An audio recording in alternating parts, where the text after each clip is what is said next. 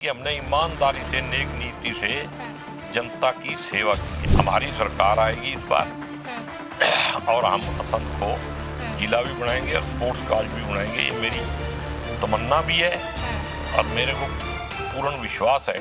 कोई भी फैक्टर हो और मैं इसमें विश्वास नहीं रखता। जो जन नेता है ना उसको जनता में विश्वास रखना चाहिए। जाति में और धर्म में वो लोग विश्वास रखते हैं जो कमजोर लोग होते हैं। तो मैं उस राजनीति को ना फॉलो करता हूँ ना मैं वो करूँगा। मेरे लिए सब वोटर हैं और सब नागरिक हैं और इस देश में जब नागरिक को ही आगे माना जाएगा ना उसी दिन देश तरक्की करेगा।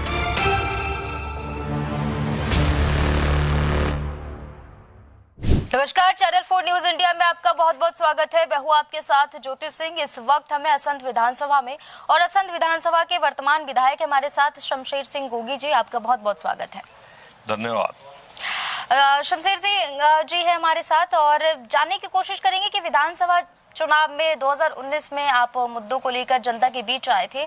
2024 में असंध की जनता आपके साथ क्यों आई और ऐसे कौन से मुद्दे हैं जिसके साथ आप जनता के बीच में जाना चाह रहे हैं? देखो, हम जो मैसेज और जो मुद्दा लेके असंध की जनता के सामने आए थे, हमने एक वादा किया था कि हमारी वजह से आपको कहीं शर्मिंदा नहीं होना पड़ेगा और हम असंध का नाम जो है वो इंटरनेशनल लेवल पे पहुंचा देंगे और मेरे को लगता है कि वो काम हमने कर दिया। बाकी एक हमारा मुद्दा था कि असंध को जिला बनाया जाए। वो सरकार ना होने की वजह से बहुत कोशिश करने के बावजूद भी नहीं हो सका। एक स्पोर्ट्स कॉलेज बनाना था, वो नहीं हो सका। लेकिन और बहुत सारे काम हैं जो हमने किए हैं और सबसे बड़ी बात यह है कि हमने ईमानदारी से नेक नीति से जनता की सेवा की है और उसी सेवा के सहारे से ही हम वोट मांगने जाएंगे। तो ऐसे कौन से जन मुद्दे होंगे इस बार के विधानसभा चुनाव में असंध की जनता के लिए? सबसे बड़ा मुद्दा वही है, हमारी सरकार आएगी इस बार और हम असंध को जिला भी बनाएंगे और स्पोर्ट्स कॉलेज भी बनाएंगे। ये मेरी तमन्ना भी है और मेरे को पूर्ण विश्वास है कि ये पूरी होगी। अच्छा, ये कहा जाता है क्योंकि अगर एक बार एक ट्रेंड को फॉलो करें तो हरियाणा का ट्रेंड ये कहता है कि केंद्र में जिसकी सरकार होती है राज्य में भी उसकी सरकार चाहते हैं हरियाणा वासी। नहीं, ऐसा कुछ नहीं है। हाँ। जब केंद्र में 86 में किसकी सरकार थी? राजीव गांधी की सरकार और यहाँ देवीलाल जी 85 सीटें जीत गए। ये सब वक्त के हिसाब से बदलता है। पिछली बार भी केंद्र की सरकार थी और बीजेपी हार गई थी, 40 सीट आई थी। तो इस बार का ट्रेंड क्या लूट कहता है? गठबंधन की करना पड़ा। तो इस बार तो जैसे पिछली बार उनकी 10 सीट आई थी तो उनकी 40 आई। इस बार उनकी 5 आई हैं तो 20 से नीचे रह जाएंगे वो। अच्छा, क्योंकि गिरावट जो है वो नीचे आके थोड़ी स्पीड पकड़ लेती है ना। अच्छा, लोकसभा चुनाव में क्योंकि आपने वोट शेयर की भी बात छेड़ी है तो एक बार इस पे बात कर लेते हैं क्योंकि लोकसभा चुनाव में जिस तरीके से वोट शेयर गिरा है बीजेपी का और कांग्रेस का बढ़ा है, तो विधानसभा में कैसी तस्वीरें होंगी? विधानसभा में एक तरफा इलेक्शन होगा। कांग्रेस की सरकार, जनता ने मन बना रखा है कि अब की बार कांग्रेस सरकार। तो ये शेयर जो है इस बार जो अब 47% पे कांग्रेस का आया है, ये कहीं मेरे को लगता है 57-58% पे ना पहुंचे, ऐसा मेरे को उम्मीद है। और अगर ये 57-58 पे पहुंचा तो हम भी 70 के पार हो जाएंगे। 70 के पार। 2019 में जब आप विधायक के लिए चुनाव लड़ रहे थे तो 4000 लगभग वोटों से आपने बीजेपी के प्रत्याशी को हराया था। बख्शी जी थे और दूसरे नंबर पे बीएसपी पार्टी के नरेंद्र सिंह थे, उन्हें आपने लगभग 2000 के वोटों से हराया था। अगर तीनों का वोट प्रतिशत देखें तो 2-2000 का मार्जिन जो है वो देखा गया है। 2-2000 की मार्जिन थी। इतना कम मार्जिन, क्या यहाँ पे जातिवाद का भी कोई फैक्टर असंध में है?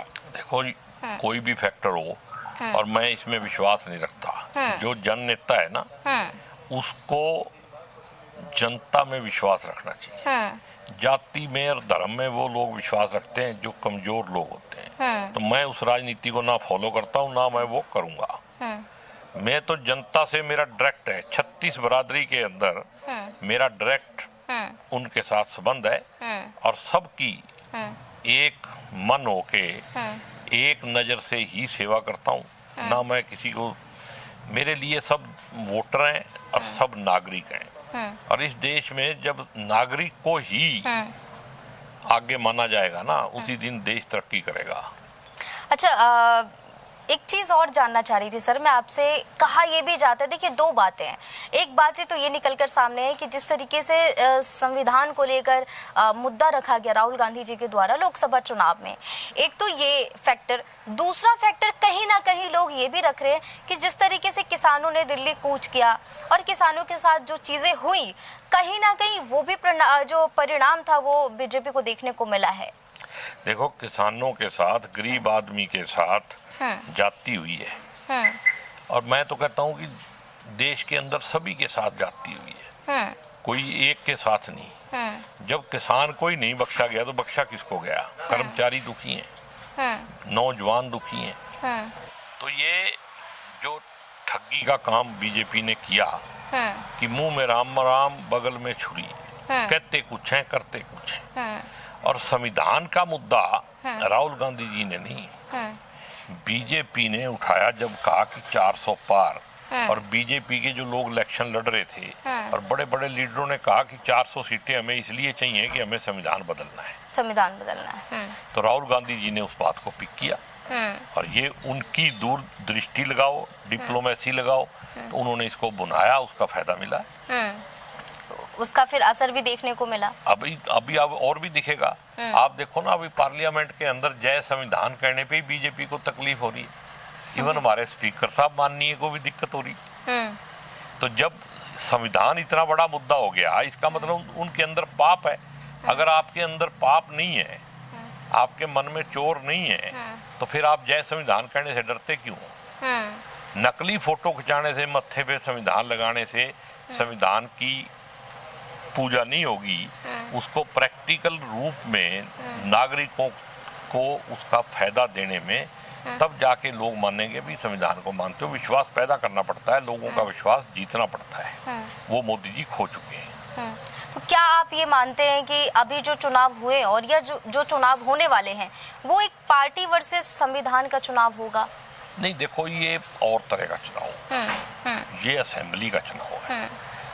संविधान अपने आप में एक फैक्टर है, लेकिन इस चुनाव में यहाँ के लोकल मुद्दे भी ज्यादा हावी रहेंगे और ये चुनाव लोकसभा से कहीं अलग होगा। आप आने वाले 3 स्टेटों के चुनाव हैं, जम्मू कश्मीर का भी भरोसा नहीं है और तीनों स्टेटों में देखना, आज हेमंत सोरेन की जमानत भी होगी है और मैं उनको शुभकामनाएं देता हूँ कि आने वाले इलेक्शन में भी हमारा गठबंधन जो है वो दमखम से जीतेगा और महाराष्ट्र में भी कांग्रेस गठबंधन जीतेगा। हरियाणा में तो कांग्रेस अकेली ही लड़ेगी और अकेले ही अपने दम पे जीतेगी।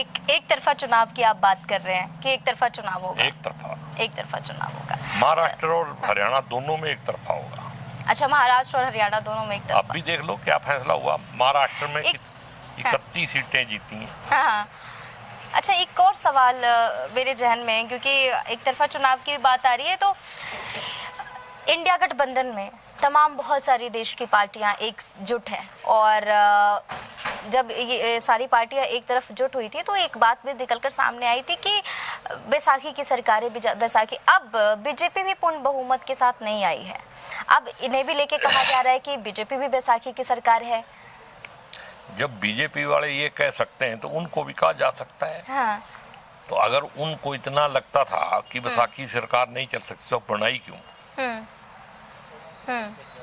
अब दिन रात कुड़ कुड़ के मर रहे हैं। अगर अच्छे कर्म करते, देखो बीजेपी को सजा दी है कृष्ण भगवान ने।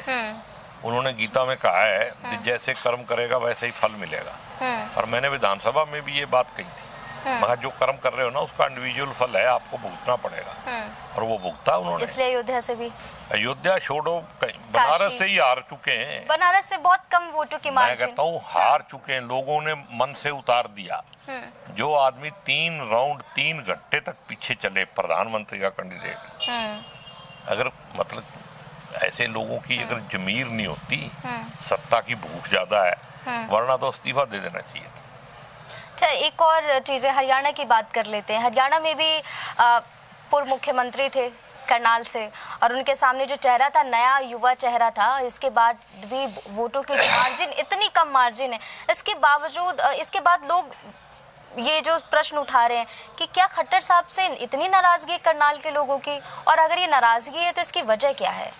देखो, खट्टर साहब ने जो 9.5 साल में बोया था, वो काटने में सिर्फ इसलिए कमी रहेगी कि उनके पास सरकार थी और सामदंड भेद सब बरते उन्होंने। मैं चैनल पे खुल के नहीं कह सकता, जो काम उन्होंने किया है वो बेजमीरे लोग ही कर सकते हैं। इलेक्शन जीतने के लिए अगर मैंने अपनी जमीर ही बेच दी, मैंने पिछली बार यहाँ से इलेक्शन लड़ा था पहली बार, और मैंने पहले दिन कह दिया था कि कोई शराब पी के मेरे दफ्तर में नहीं आए। मैं भी तो इलेक्शन जीता हूँ। तो उन्होंने क्या नहीं किया, हर तरह से उन्होंने सामदंड भेद बरते हैं, बस मैं इतना ही कह सकता हूँ। और देश में इलेक्शन कमीशन होता तो कभी जीत नहीं सकते थे, कभी नहीं जीत सकते थे। पर वोटों की मार्जिन जिस तरीके से कम, एक पूर्व मुख्यमंत्री और एक नया युवा चेहरा, तो ये नाराजगी की वजह क्यों है? करनाल की जनता उनसे इतनी नाराज क्यों है? करनाल की जनता जो है ना, पहले गलती करती है, बाहर के लोगों को बना देती है, फिर जब वो लूट पाट के चले जाते हैं, फिर उसको मतलब कोसती रहती है। ये करनाल की जनता को ही मैं रिक्वेस्ट करूंगा कि अपनी धरती पे पैदा हुए बच्चों को भी पहचानो, उनमें भी प्रतिभा है प्रदेश के लीडर बनने की, देश का लीडर बनने की। बाहर से आए हुए लोगों को ज्यादा तवज्जो नहीं देनी चाहिए, खीर हलवा नहीं खिलाना चाहिए। अच्छा, मतलब बाहरी लोगों को तवज्जो कम देकर अपने क्षेत्रीय मुद्दे के साथ क्षेत्रीय लोगों को उतारा जाए। अच्छा, एक और प्रश्न है सर आपसे मेरा, क्योंकि हमने बहुत सारी विधानसभाएं भी कवर की। अभी जो हवा देखने को मिल रही है लोकसभा चुनाव की तरफ, 50-50% की हवा देखने को मिली है। हमने 25-26 गाँव अभी कवर किए। एक हुड्डा साहब, दीपेंद्र हुड्डा साहब इस रेस में आपको कितनी दूर या कितना पास नजर आ रहे हैं? किस बात पे? क्योंकि नायब सिंह सैनी हैं, और नायब सिंह सैनी बतौर मुख्यमंत्री नए आए हैं, और दीपेंद्र हुड्डा भी हैं। तो अगर कुर्सी की दावेदारी जिस तरीके से मुख्यमंत्री की कुर्सी की दावेदारी हो रही है, ऐसे में आपको क्या लगता है? देखो, कांग्रेस में तो मेरे को नहीं लगता कि किसी की दावेदारी पहले होगी। कांग्रेस में कभी भी कैंडिडेट मुख्यमंत्री का घोषित करके जब सरकार नहीं होती है तो कांग्रेस में कैंडिडेट घोषित नहीं होता है। जब सरकार होती है तो जो मुख्यमंत्री होता है उसी के नेतृत्व में इलेक्शन लड़ा जाता है। दीपेंद्र हुड्डा को देखा जा रहा है रेस में। मैं कह रहा हूँ कि देखने में क्या दिक्कत है, जितने भी सीनियर लीडर हैं सबको देखना चाहिए। सभी इस रेस कुमारी शैलजा भी है, बिल्कुल है। तो मैं कहता हूँ सभी को देखना चाहिए। कुमारी शैलजा तो बहुत सीनियर है और मजबूत भी है, जनाधार भी है उसका, अपने दम पे सिरसा से इतनी बड़ी लीड लेके आई। अम्बाड़ा का इलेक्शन सपोर्ट नहीं करती तो रिजल्ट कुछ और होते, लेकिन वो कांग्रेस की भगत है और उसने मतलब वहां भी मदद की और ये सीटें जीती हैं। मेरा कहने का मतलब है भी कांग्रेस में तो जब एमएलए जीत जाएंगे तो एमएलए की राय लेके हाई कमांड फैसला करेगी कि मुख्यमंत्री कौन बनेगा। उसमें कोई भी बन सकता है। पर जैसे आपका एक व्यक्तिगत अगर राय हम जानना चाहे, क्योंकि दीपेंद्र हुड्डा को भी लोग देख रहे हैं, उसी नज़र से कुमारी शैलजा को भी देख रहे हैं। वो चाह रहे हैं कि या तो मुख्यमंत्री अगर अच्छी बहुमत मिलती है और हरियाणा में सरकार कांग्रेस की आए तो दीपेंद्र हुड्डा और कुमारी शैलजा। आपको क्या लगता है, कुमारी शैलजा बतौर मुख्यमंत्री के रूप में अगर उनको देखे तो कैसा विकल्प होगा? मेरे कहने से तो कोई मुख्यमंत्री बनाएगा नहीं। ये बात तो आप राहुल जी से पूछो तो ज्यादा अच्छा है। इसलिए इस पे कोई, देखो ये तो मौके की बात है। वक्त के ऊपर जो हाई कमांड फैसला करेगी मैं उसको मानूंगा। आप उसको मानते हैं? तो एक नारा आपकी तरफ से दिया जा रहा है, आपकी पार्टी की तरफ से, लोकसभा में हाफ और विधानसभा में साफ। क्या लगता है कितनी सीटें बीजेपी इस बार हासिल कर पाएगी? मैंने कहा ना 20 से नीचे। 20 से नीचे 100% है। दोबारा मिल लेना मेरे को। नंबर मेरा आपके पास है। 20 से ऊपर नहीं जा सकती, नीचे रहेगी। 19 हो सकते हैं, 21 नहीं हो सकती। एक और सवाल है, बीजेपी से भी इस बार कैंडिडेट हैं वीरेंद्र चौहान जी हैं, आप भी हैं। क्या लगता है कि आसंद में इस बार कितनी बड़ी चुनौती आपके सामने है, आप इसे कैसे ले रहे हैं? देखो, मेरे को तो लगता नहीं कि मेरे सामने कोई चुनौती है। मैंने कोई ऐसा काम नहीं किया कि मेरे को कोई गाली दे, ना मैंने किसी का नुकसान किया है। सेवा की है और सेवा के बदले में मुझे पूरा विश्वास है कि लोग मेरी मदद करेंगे और मुझे सफलता दिलवाएंगे। और जिस कैंडिडेट का आप नाम ले रहे हो, उस पार्टी का तो कैंडिडेट का भी पता ही नहीं है कौन कौन कैंडिडेट है। यहाँ बहुत लोग हैं, दावेदारी कर रहे हैं अभी तो। दावेदारी करने वाले भी बहुत हैं, बाहर से लोग कांग्रेस से भी बहुत गए हुए हैं। अब पता नहीं कहाँ से ले आएंगे, क्या पता खट्टर साहब को ही लड़ना पड़ जाए। अगर वो लड़ते हैं तो कोई भी लड़ ले यहाँ, चाहे मोदी जी लड़ दें, यहाँ पे क्या दिक्कत है? पर असंध में मैं ही हूँ। जीतेगा गोगी, गोगी इस धरती का बेटा है, असंध की। ये कॉन्फिडेंस, हाँ, मेरा पूरा कॉन्फिडेंस है। चाहे पीएम मोदी क्यों ना आ जाए देखो, असंध में। मेरे को ये कॉन्फिडेंस है कि मुझे तो लड़ना ही है। मैं तो कांग्रेस का कैंडिडेट हूँ ही। हाँ।